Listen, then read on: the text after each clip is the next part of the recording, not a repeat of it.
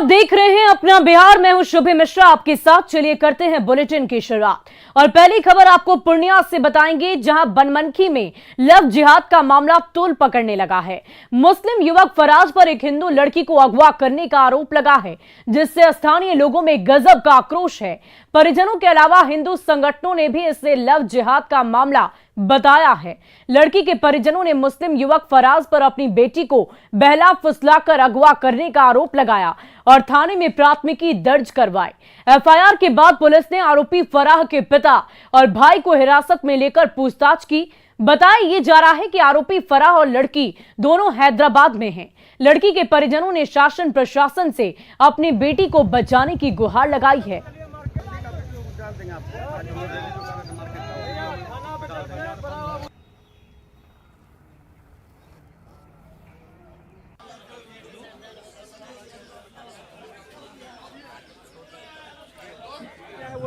वही लड़का है और उसके फादर को, उसके भाई को भी थाना भी लाया गया, लेकिन प्रशासन जो है उसको किसी तरह से बिना कहले अपना छोड़ दिया है। फिर दबाव रहा, लेकिन इन लोग का कोई एक्शन नहीं लिया गया है, जबकि बाकायदा उसके नाम से एफआईआर भी है। लड़की बालिग है, नाबालिग है लड़की, 17 साल से 17 महीने, हाँ 17 साल ऐसे ही। 3 दिन हो गए अभी तक नहीं आई है। क्या लगता है फुसला करके लेके चला गया? हम लोगों को कोई पता नहीं, कोई पता नहीं।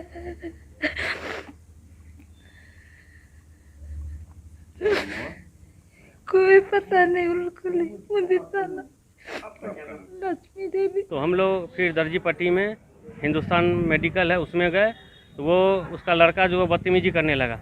बोला हमको मालूम नहीं। हम उसको बोले अब्बू को बुलाओ, अब्बू से गप करना है, तो वो कुछ नहीं बोला। उसके बाद जो है फिर उसके अब्बू आए तो फिर हम लोग सब आदमी थाना आ गए। थाना में एफआईआर करने लगे। तो बड़ा बाबू जो है उस लड़का से फिर उन लोग के दोनों भाई को और उसके पिताजी को बड़ा बाबू थाना लाए। उसके बाद जो है बड़ा बाबू उसको बोले कि लड़का को तुम फ़ोन लगाओ। तो उसका भाई जो है अपना वीडियो कॉल से लड़का को फ़ोन लगाया। तो बड़ा बाबू पूछे कि तुम कुछ गलती किया है तो एक्सेप्ट कर लो। तो लड़का बोला हमको ये गलती नहीं की है, हमको मालूम भी नहीं है, हमको कोई जानकारी नहीं। अगर उस समय मालूम होता तो उस समय लड़की को हम लोग रख लेते। और उसके बाद दूसरे दिन जो है 2 बजे खबर आती है कि लड़की हैदराबाद पहुंच गई है और लड़का वही है। और लड़की के गायब होने के बाद से पूरे बनमनखी में आक्रोश है। रविवार को लोगों ने बनमनखी बाजार को बंद कर दिया और थाने का घेराव भी किया था। विश्व हिंदू संगठन बनमनखी के अध्यक्ष शिवशंकर तिवारी ने इसे लव जिहाद का मामला बताया और आशंका जताई कि प्रेम जाल में फंसाकर लड़की की हत्या की जा सकती है। विश्व हिंदू परिषद ने चेतावनी दी है कि अगर पुलिस जल्द लड़की को बरामद नहीं करती तो वो चक्का जाम करेंगे। एक तरह का जो है मुस्लिम संगठन का पीएफआई द्वारा फंडिंग जो है, ये केस जो है आपको बनमनखी तक पहुंच गया है। और उसी फंडिंग के वजह से जो है आज हमारी बहन बेटी जो है सीधा बनमनखी से हैदराबाद जो है 1 दिन में पहुंच जाता है। और फंडिंग के वजह से हमारा हिंदू समाज जो है आज पूरा बनमनखी एकत्रित होकर जो है पीड़ित परिवार के साथ है। जब तक कि लड़की का बरामदी नहीं होगा तब तक जो है ये चरणबद्ध आंदोलन जो है चलता रहेगा। मीडिया का जमाना आजकल तो व्हाट्सएप पे प्रेम हो जाता, चेहरा भी नहीं देखता, आदमी का नाम भी नहीं जानता, फिर प्रेम हो जाता। लेकिन हम लोग कांटेक्ट में है और वो हम लोग के पकड़ में है। जल्दी हम लोग उसमें टाइम दिया जाए हम लोग को, वो जल्दी ही उस सब में ले आएंगे, सामने आ जाएगी, सब कुछ सामने आ जाएगी। और हम लोग ज़्यादा कुछ आपको नहीं बताएंगे क्योंकि हम लोग लगे हुए उसमें। जल्दी उसको पकड़ के सामने आ जाएगा, सब आ जाएगा सामने, ठीक ना। और इधर मुस्लिम युवक पर हिंदू लड़की के अपहरण के आरोपों और शहर में मचे हंगामे के बीच कथित तौर पर अपहरित लड़की मुदिता और आरोपी फराज ने सोशल मीडिया पर एक वीडियो जारी कर दिया है। लड़की ने दावा यह किया कि वे लोग 4 साल से एक दूसरे से प्रेम करते थे, लेकिन उसके परिवार वाले उसकी दूसरी जगह शादी कराना चाहते थे, लिहाजा वो मर्जी से फराज के साथ भागी हुई है और साथ ही दोनों ने प्रशासन से सुरक्षा की मांग की है। मैं मुदिता कुमारी और इनका नाम फराज अहमद है। हम लोग 4 साल से रिलेशनशिप में हैं और एक दूसरे से मोहब्बत करते हैं। ये बात मैंने अपने फैमिली वालों से कहा तो बहुत मुझे मारे पीट और जबरदस्ती किसी और से शादी करवा रहे हैं। जो कि मुझे नहीं करनी है। और मेरे फैमिली वाले इनके फैमिली वालों को बहुत परेशान किया। इनके फैमिली वालों को तो कुछ भी नहीं पता। और वो मुझ पे भी बहुत प्रेशर डाल रहे हैं और वहाँ के कुछ लोकल पॉलिटिशियन हैं जो उनका साथ दे रहे हैं, उनके घर वालों का साथ दे रहे हैं, जो इनके पापा हैं उनका साथ दे रहे हैं, जिसके वजह से मुझ पे बहुत प्रेशर गिर रहा है। मेरे घर वालों को बहुत सारी प्रॉब्लम हो रही है, उनका बिजनेस नुकसान में हो रहा है, वो लोग बहुत ज्यादा परेशान कर रहे हैं। तो प्लीज ये ना करें, हम लोगों का साथ दें। हम वहाँ की गवर्नमेंट से मांग करते हैं कि हम लोगों का साथ दे प्लीज।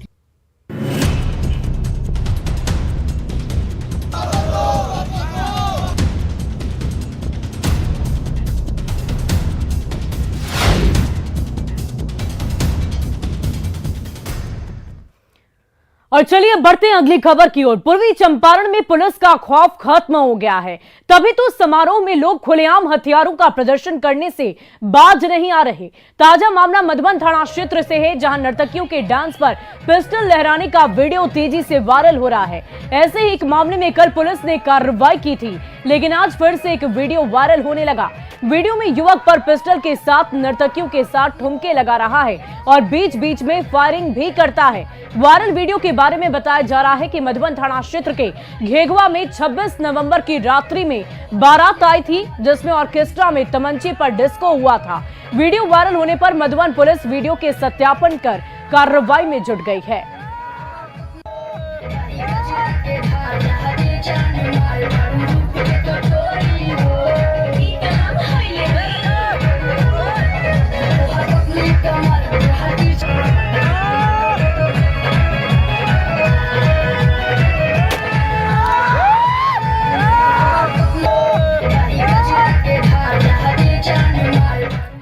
और इसी बीच आरा से आपको बड़ी खबर बता दें, जहां मंडल कारा में 4 घंटे तक छापेमारी चली। 8 मोबाइल और 4 सिम कार्ड बरामद किए गए हैं। खैनी, गांजा और कई तरह के आपत्तिजनक सामान भी वहां से मिले हैं। तो आरा से ये बड़ी खबर आपको बता रहे हैं, जहां मंडल कारा में छापेमारी के दौरान 8 मोबाइल और अन्य आपत्तिजनक सामान वहां से बरामद किए गए हैं। तो ये बड़ी जानकारी आरा से, जहां मंडल कारा में 4 घंटे तक छापेमारी के दौरान कई तरह के आपत्तिजनक सामानों को बरामद किया गया। 8 मोबाइल फोन और 4 सिम कार्ड भी बरामद हुए हैं। Yes, right now, in the name of Jesus Christ.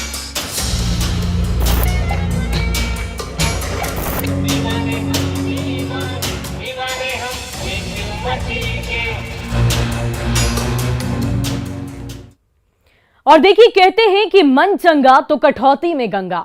बीमार मन को अंधविश्वास के अंधेरे में धकेलना कितना आसान है, ये ईसाई मिशनरियों की ओर से आयोजित चंगाई सभाओं में आप आसानी से देख सकते हैं। मिशनरियों की ओर से आयोजित चंगाई सभाओं में कैंसर, डायबिटीज जैसे घातक बीमारियों को ठीक करने का दावा किया जाता है, लेकिन हिंदू धर्म में रहते हुए आप इन बीमारियों से ठीक नहीं हो सकते हैं। इन बीमारियों से उबरने के लिए आपको हिंदू धर्म छोड़ना होगा और ईसाई धर्म अपनाना होगा, तभी आप चंगा हो सकते हैं। तभी आप प्रभु यीशु की कृपा आप पर बरस सकती है। लोगों को चंगा करने के नाम पर धर्मांतरण का धंधा जोरों पर है। Yes, right now, in the name of Jesus Christ.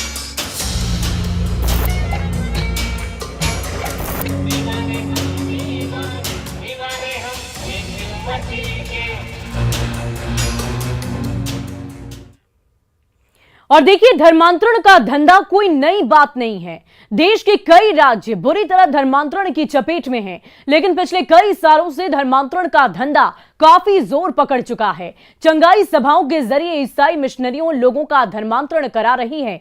देश के विभिन्न भागों से आए दिन चंगाई सभाओं के जरिए धर्मांतरण की खबरें सामने आती रहती है। ताजा मामला राजधानी पटना के दानापुर खगौल का बताया जा रहा है, जहां 3 दिवसीय चंगाई सभा का आयोजन किया गया।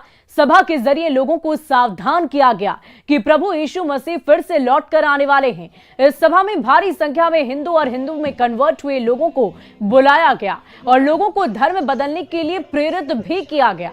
सभा में अंतर्राष्ट्रीय प्रचारक डॉक्टर नीतू चौधरी को चंडीगढ़ से बुलाया गया। उन्होंने लोगों को यीशु का आशीर्वाद बरसाने का दावा किया है।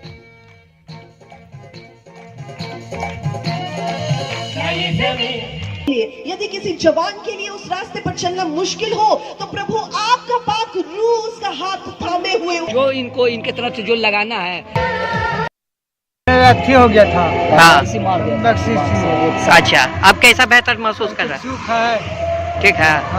क्या नाम है आपका? अभी तक है। यहाँ संदेश मिला कि जब हमें मौका मिलता है तब हम किसी की भलाई करने में पीछे न रहें। जब हमें अवसर मिलता है तो हम अपने आप को तैयार करें कि हम किस लिए परमेश्वर ने हमें ऊपर यहाँ आकर मुझे बहुत अच्छा लगा और बहुत सारी आशीष जो बहुत दिनों से मेरे जीवन में रुकी हुई थी उस आशीष को मैंने पाया। बहुत सारे वचन के ज्ञान हमने सीखा और मैं विश्वास करती हूँ कि मैं आगे उस वचन पर चलूंगी और परमेश्वर मुझे और यूज करेगा अपनी महिमा के लिए, अपने राज्य की बढ़ोतरी के लिए। यहाँ एक चंडीगढ़ से जो प्रवचनकर्ता आई हैं उन्होंने पूरे खगोल को एक संदेश दिया है कि आपसी भाईचारा के साथ रहिए और सभी जाति धर्म सबको मिलकर रहना है।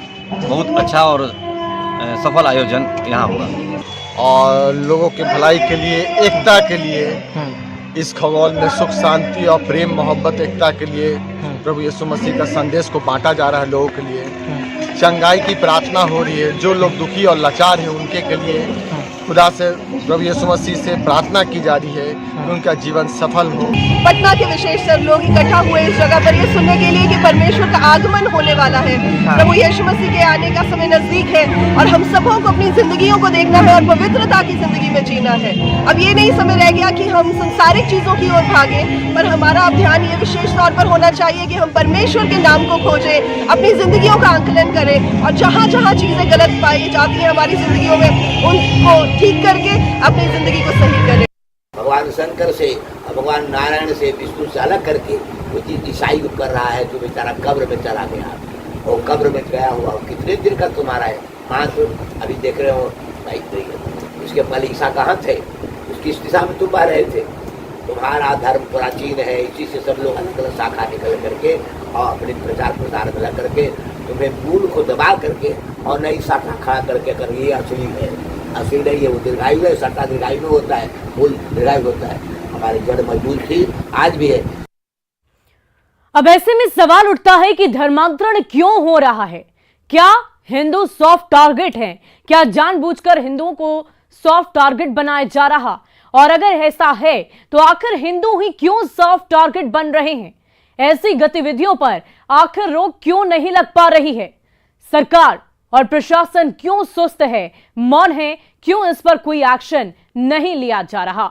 लालच देने वालों पर आखिर कार्रवाई क्यों नहीं की जाती? जो लोगों पर ये दबाव बनाते हैं कि वो अपना धर्म परिवर्तित करें, उन पर आखिर कार्रवाई कब की जाएगी?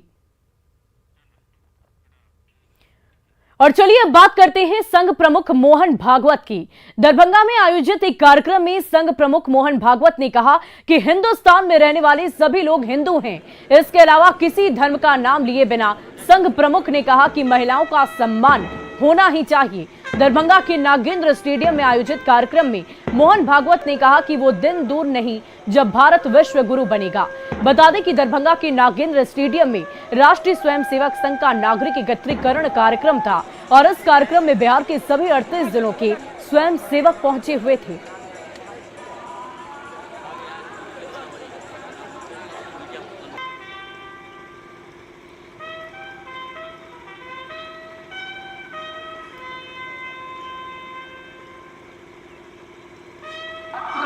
परद्वारेषु परद्रव्येषु लोष्टः आत्मवत् सर्वभूतेषु यह पश्यति स पंडितः। ज्ञानी कौन है, सज्जन कौन है, तीन बातें बताएं। महिलाओं के प्रति देखने की दृष्टि क्या है? मातृवत, उपभोग वस्तु नहीं है।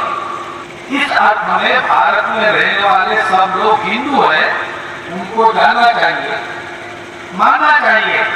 हाँ भाई, हम सब हिंदू है, बाकी सब हम है, क्योंकि हिंदुओं में सब स्वीकार है, लेकिन सबसे ऊपर हम हिंदू है, हिंदुस्तान के है, भारत माता के पुत्र है, हिंदुस्तान के है, इसलिए हिंदू कहलाते हैं। हिंदू संस्कृति जिसको कहते हैं उसको हम मानते हैं, इसलिए हिंदू है। और हमारे पूर्वजों ने इसी प्रकार सारा आचरण किया। आज तो एक छत्र राज्य भारत का है। और इधर केंद्रीय मंत्री गिरिराज सिंह ने एक मांग की है। उन्होंने देश में जनसंख्या नियंत्रण कानून बनाने की मांग की है। सीए जैसे सख्त कानून की जरूरत है जनसंख्या नियंत्रण को लेकर, यह कहना है केंद्रीय मंत्री गिरिराज सिंह का। उन्होंने ये मांग की है कि सीए जैसे सख्त कानून जनसंख्या नियंत्रण को लेकर बनाए जाए। ये मांग केंद्रीय मंत्री गिरिराज सिंह की तरफ से की गई है। तो ये बड़ी जानकारी आपको दे रहे हैं। जनसंख्या नियंत्रण को लेकर कानून बनाने की मांग की गई है। देश के लोकतंत्र को बचाने के लिए, देश में सामाजिक समरसता के लिए, देश में विकास के लिए एक कड़ा कानून बनाने की जरूरत है जनसंख्या नियंत्रण के लिए। जो ना माने उसकी वोटिंग राइट समाप्त कर दी जानी चाहिए, उसको सरकारी सुविधाओं से वंचित करनी चाहिए। हिंदू, मुस्लिम, सिख, ईसाई सभी पर एक समान लागू। वहीं केंद्रीय मदद को लेकर बीजेपी और बिहार सरकार के बीच सियासी घमासान तेज हो गया है। बिहार सरकार ने जहां केंद्र सरकार पर केंद्रीय मदद नहीं देने का आरोप लगाया, वहीं पूर्व डिप्टी सीएम सुशील मोदी ने इसे लेकर बिहार सरकार पर निशाना साधा है। कल राजगीर में सीएम नीतीश कुमार ने कहा कि उनकी इच्छा थी कि राजगीर में एक एयरपोर्ट बने, लेकिन दिल्ली वाले लोग नहीं माने। उन्होंने कहा कि राजगीर में राज्य सरकार वाला एयरपोर्ट बन जाएगा। इस पर पूर्व डिप्टी सीएम सुशील मोदी ने ट्वीट करते बिहार सरकार पर निशाना साधा है। अरे भाई, एयरपोर्ट बनाने की बात आप कर रहे हैं, तब मेरी भी इच्छा थी। माना दिल्ली वाला आकर के अपने ने देख लिया था जी। अरे 2024 में क्या राज्य सरकार वाला तो बन ही जाएगा, राज्य सरकार वाला बन जाएगा, लेकिन जो राष्ट्रीय स्तर का है वो तो कोई तैयार ही नहीं हुआ है, तो हम क्या करें। लेकिन हम लोगों ने उसके लिए जगह बना ही दिया है। राज्य सरकार वाला जो बनाना है उसको भी बना दीजिए। यहाँ पर का एयरपोर्ट तो हम चाहते ही है कि यहाँ पर भी बन जाए, ताकि जितने लोग हैं सब यहाँ पर आएंगे। आई सब आप जानते हैं जो हम लोगों ने बनाया, आपको यूनिवर्सिटी नालंदा विश्वविद्यालय, ये दुनिया भर के लोग आएंगे। और जब बाहर के लोग आएंगे यहाँ पर, तो उनके लिए भी तो जरूरी है ना भाई कि वो या तो गया या पटना उतरेंगे। तो अगर यहां पर भी हम लोग बना देंगे तो आसानी से राज्य वाली सुविधा से वहां से यहां चले आएंगे। वहीं केंद्रीय मदद को लेकर बिहार सरकार और बीजेपी के बीच आरोप प्रत्यारोप का दौर बदस्तूर जारी है। बिहार सरकार का कहना है कि केंद्रीय मदद नहीं मिलती है, वहीं सुशील मोदी ने कहा कि केंद्रीय मदद मांग से ज्यादा मिलती है। बिहार सरकार का कहना है कि फंड की कमी से विकास रुका हुआ है। वहीं सुशील मोदी ने कहा कि जमीन की कमी से परियोजनाएं रुकी हुई हैं। बिहार सरकार का कहना है कि योजनाओं का पैसा रुका, तो बीजेपी का कहना है कि बिहार सरकार तो जमीन ही नहीं दे रही। बिहार सरकार का यह कहना है कि राजगीर में एयरपोर्ट कैसे बनेगा, तो बीजेपी इस पर कहती है कि सरकार डिमांड में आगे, परफॉर्मेंस में फिसड्डी है। और चलिए अब बढ़ते हैं अगली खबर की ओर। राजगीर एयरपोर्ट की मांग पर सुशील मोदी का पलटवार सामने आया है। पहले पटना, बेटा, दरभंगा और पूर्णिया में जमीन दीजिए, राज्य सरकार पर जमीन नहीं देने का उन्होंने आरोप लगाया और अपने खर्च पर राजगीर एयरपोर्ट बना ले राज्य सरकार। ये बातें कही है खुद पूर्व डिप्टी सीएम सुशील मोदी ने। बिहार के मुख्यमंत्री राजगीर में नए एयरपोर्ट के निर्माण में केंद्र की उपेक्षा की बात उठा रहे हैं, तो मुख्यमंत्री जी पहले कम से कम बेटा, पूर्णिया और दरभंगा एयरपोर्ट के विस्तारीकरण की जो जमीन मांगी जा रही है वो जमीन तो उपलब्ध करा दीजिए। और पटना एयरपोर्ट के लिए भी एयरपोर्ट अथॉरिटी लगातार जमीन की मांग कर रही है, तो इन स्थानों पर तो आज तक अपनी जमीन उपलब्ध नहीं कराया। और एक नई बात उठा रहे हैं राजगीर के बारे में। और दूसरा कि अगर केंद्र की सरकार राजगीर में बनाने के लिए तैयार नहीं है, तो राज्य सरकार अपने पैसे से बना ले, इसमें क्या दिक्कत है। इधर राजगीर में एयरपोर्ट की मांग पर अब सियासत शुरू हो गई है। सुनिए इस पर सत्ता और विपक्ष के नेताओं का क्या कुछ कहना है। देखिए, एयरपोर्ट बिहार की जनता की जरूरत है, बिहारी आवाम की जरूरत है। पता नहीं केंद्र में बैठी सरकार ये बात क्यों नहीं समझ रही है। केंद्र को लग रहा है कि ये कांग्रेस की जरूरत है, जदयू की जरूरत है, ये राजद की जरूरत है। कांग्रेस, जदयू, राजद के अंध विरोध के चक्कर में केंद्र सरकार बिहार विरोधी हो गई है, अवाम विरोधी हो गई है। ये दुखदाई है। केंद्र की सरकार ने बिहार के साथ हमेशा पक्षपातपूर्ण रवैया ही अख्तियार किया है। हमारे मुख्यमंत्री आदरणीय नीतीश कुमार जी ने ठीक कहा है कि उनकी और बिहार वासियों की यह इच्छा है कि राजगीर में एयरपोर्ट बने। राजगीर जिस तरह के पर्यटन स्थल के रूप में उभरा है, वहां देश विदेश से सैलानी घूमने के लिए आते हैं। सिर्फ राजगीर में ही क्यों माननीय मुख्यमंत्री जी एयरपोर्ट बनाने की बात कर रहे हैं? आपने 35 साल आप और लालू जी मिल करके बिहार के मुख्यमंत्री रहे, 17 साल और आप और 15 साल श्री लालू प्रसाद यादव जी। अभी 3-4 महीने हुए नहीं कि आपके सुर इतने बदल गए मुख्यमंत्री जी। पहले कहाँ थे आप? केंद्र सरकार सहयोग नहीं कर रही थी तो आप उसी सरकार के हिस्सा थे। अब राजगीर में एयरपोर्ट बनाना चाहते हैं, बिहार के और शहरों में बने। हवाई अड्डे के निर्माण के संबंध में बिहार सरकार लगातार गुहार लगा रही है, लेकिन अफसोस की बात है कि जो बौद्ध सर्किट को जोड़ने वाला राजगीर है, जो जैन सर्किट को जोड़ने वाला राजगीर है, जो अन्य धर्मों के लोगों को जोड़ने का एक कड़ी है। वहीं लखीसराय में नेता प्रतिपक्ष का सरकार पर निशाना, केंद्र की सहायता को भूलने का आरोप लगाया है। केंद्रीय राशि की गोलमाल का आरोप लगाया गया है। गंगा जल योजना पर भी उन्होंने गंभीर सवाल उठाए हैं कि आप अपनी नीयत को ठीक करिए। जो पैसा केंद्र दे रही है उस पैसे का बंदर बांट और करप्शन का शिकार जो करवा रहे हैं। आज पंचायती राज व्यवस्था के अंदर जितना पैसा आता है उसको 7 निश्चय में कन्वर्ट कर करके नल जल, हर घर नल का जल में 17,000 करोड़ रुपया दे करके क्या स्थिति बिहार के अंदर आपने बना के रख दिया। और फिलहाल वक्त हो चला है एक छोटे से अंतराल का।